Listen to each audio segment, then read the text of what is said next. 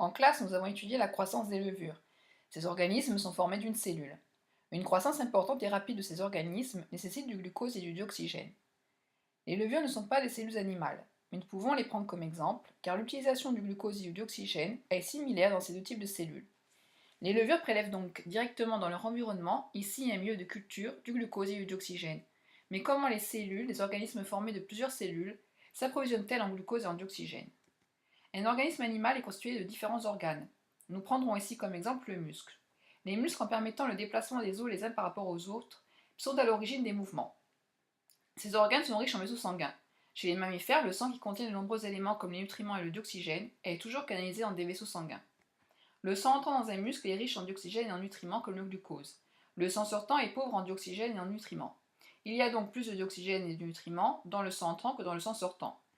Nous pouvons donc en déduire que le muscle prélève dans le sang du dioxygène et des nutriments. Une coupe de muscle observée au microscope permet de constater la présence de cellules musculaires appelées fibres musculaires.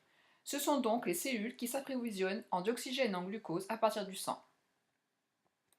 Chez les arthropodes, il n'y a pas de sang mais de l'hémolymphe, et ce liquide circulant n'est pas toujours contenu dans des vaisseaux. Les cellules sont donc directement au contact de ce liquide qui contient de nombreux éléments tels que les nutriments. Les muscles des pattes des insectes sont aussi constitués de muscles formés de cellules musculaires. Celles-ci s'approvisionnent donc directement en glucose à partir de l'hémolymphe qui les entoure. Chez d'autres arthropodes, comme les araignées, les cellules prélèvent aussi du glucose dans l'hémolymphe, mais également du dioxygène.